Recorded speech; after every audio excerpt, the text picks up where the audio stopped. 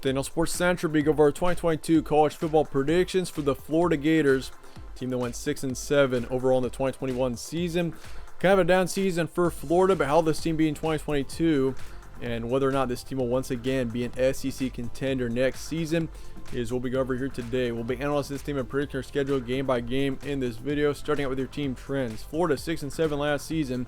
They were 4-2 in their first 6 games, 2-5 in their last 7. And this is a team going into 2021. We kind of knew that they were going to be a younger football team in 2021, and certainly, down the stretch, this team just fell apart, really. It was just a challenging season for this team, start to finish. At the beginning of the season, this team did show some potential. They kept it really close against Alabama in the third week of the season, lost that game 29-31. But they ended up losing that game by only 2 points, which Alabama, being as good of a football team as they were last season, that wasn't a bad loss by any means. But it kind of, over the course of the season, this team just fell apart. And you can kind of see that in their results. They beat Tennessee 30-14. That was a huge win. They lost to Kentucky by a touchdown, which Kentucky was a pretty good football team last season. They ended up losing to LSU there by a touchdown. Another close, tough loss on the road there. And then after their bye week, this team just did not look the same. They lost to Georgia 34-7. They lost to South Carolina in an ugly loss there, 40-17.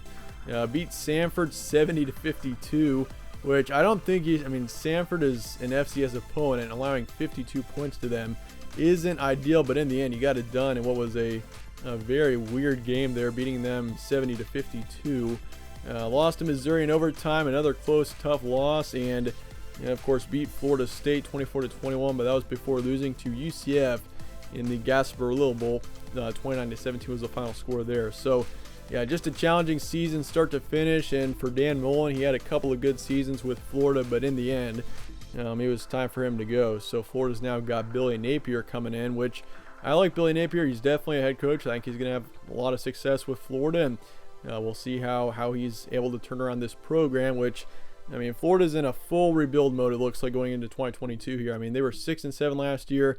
This team has been really a big contender in the past 3 seasons in particular. They were 10-3 in 2018, 11-2 in 2019. We knew 2019 was going to be a big year. In 2020, of course, this team was a big contender, but a couple of mistakes really cost them the season. But bottom line, this team was 6-7 last year.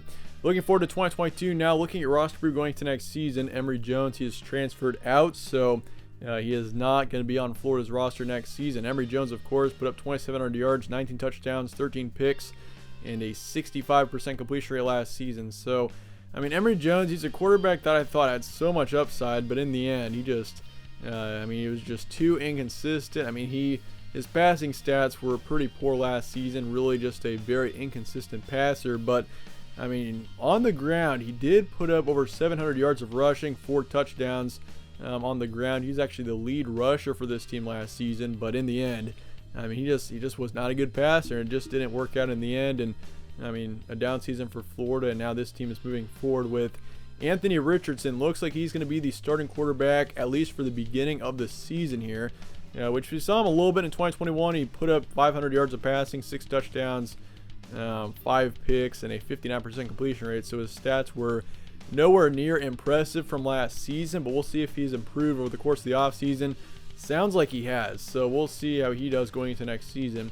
And you also got Jack Miller in that quarterback room, the Ohio State transfer quarterback, which I do like Jack Miller. We haven't really seen too much of him, but I definitely think he's had some room to grow in what is always a very elite quarterback situation in Ohio State. So who knows, getting a new start with a new team here for Jack Miller could be a really good thing, and we'll see if he plays a bit next season. Damien Pierce, top running back, is gone. Malik Davis is also gone. So your top 2 running backs from last season are both not going to be around next season. Pierce last year put up 700 yards, 16 touchdowns as well. So he was an impact player for this offense. He scored a lot of touchdowns last season. And of course, if you look at Davis, put up over 700 yards and 7 touchdowns. So the backfield is losing a couple of key players there. Receiving corps is also losing a couple. Jacob Copeland is transferring out, which is a huge blow. Last season he put up, he was obviously the top receiver on this team, 600 yards, 4 touchdowns. You do return Justin Shorter, your second in the receiving corps from last season, 500 yards. And Kamore Gamble from last season, your tight end, third in receiving on this team. He is also transferring out. So you got a couple of transfers in your receiving corps, which is a bit of a concern. But I mean, this offense is just filled with question marks going into next season. I mean, this offense could surprise me. I wouldn't be surprised if they went out and had a good season, but there's just too many question marks here, and it's really tough to tell how this offense is going to be. I mean, if you had Jacob Copeland and Gamble coming back, I mean, that means you got your top 3 in your receiving corps coming back, which, I mean, it's tough having them transfer out.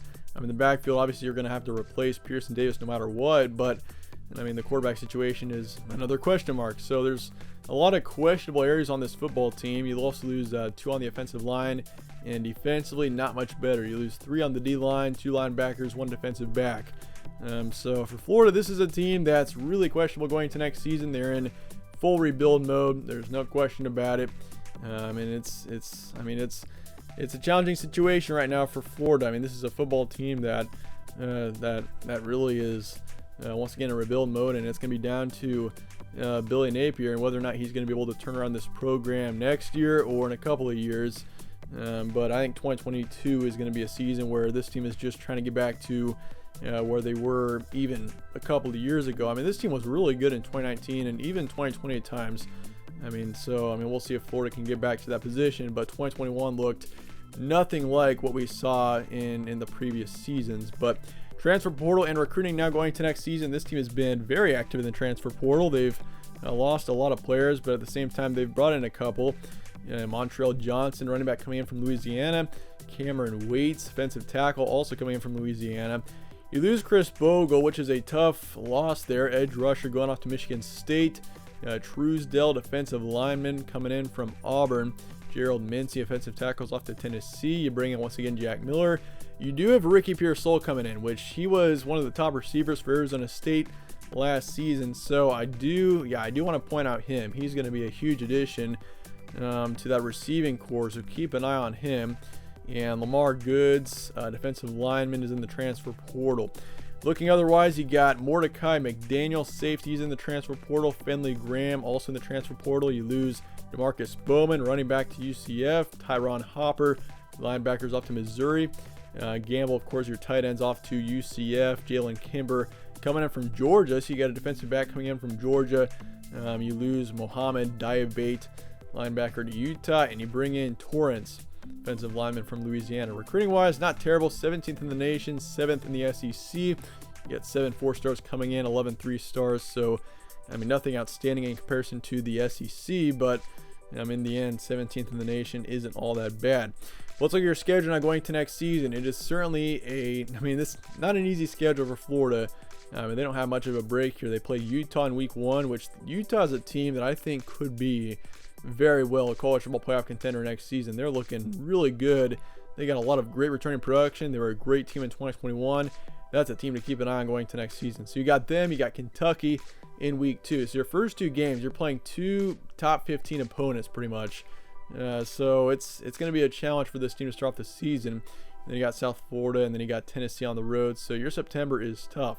In October, you got Eastern Washington, Missouri, LSU, and Georgia in neutral location. And then you got in November, Texas A&M on the road, South Carolina at home, Vanderbilt on the road, and then Florida State on the road to finish out the season. So, yeah, brutal schedule for Florida going into next season, and that doesn't really help out this team very much. I mean, if you had a more manageable schedule, at least your September was slightly easier. I feel like that'd be perfect for this team, in the rebuilding phase right now, trying to get back to where they were. But looking at September here, Utah, it's a tough game, and honestly, that is as close to a coin toss. That's as tough of a game as I've had to pick. This entire offseason, and I've had to predict a lot of games. And Utah, Florida, that week 1 matchup is as close as it gets. You got Florida being a home team going up against Utah, which Utah is, I feel like, a more talented team than Florida going into next season. But Florida's a tough place to play, and that's going to be really unusual for Utah, a Pac-12 team going in to Florida, going into Gainesville, a tough place to play on a good game day. And I'm gonna pick Utah to win that game, even though it's incredibly close. I feel like that's a very crucial game for both teams. I mean, whichever team wins that Utah-Florida matchup, it actually could be bound for a really good season. I mean, Florida could have they could have a pretty good season if they beat Utah there, get on the right foot with a nice win. But I do think in the end you lose to them. You lose to Kentucky, which the Wildcats are a team that I think they're going to be good once again next season. They go in, you take a loss there. So start off the season 0-2, beat South Florida, but then you lose to Tennessee on the road. So I've got you starting out the season 1-3, which is certainly not an ideal start. But I don't think this team is really all that lost completely yet. I mean, I'm going into October. I think you win your first 3 games of the month. You beat Eastern Washington by a couple of touchdowns, and then you beat Missouri, you beat LSU, so a couple of good conference wins there. So that puts you at 4-3 heading into the Georgia matchup, which I'm pretty comfortable picking the Bulldogs in that one. Georgia next season, I wouldn't be surprised to see them once again be an 11-12 win team, potentially back in the college football playoff. So you're 4-4 heading into November. You got Texas A&M on the road. Not an easy game. You're going to take a loss there. And then you also lose to South Carolina the next week at home. So, I mean, South Carolina next season, I could see them in the 6-8 win range. I mean, they'll be a good team. So I do think, that's a challenging one, especially after 2 straight really tough games.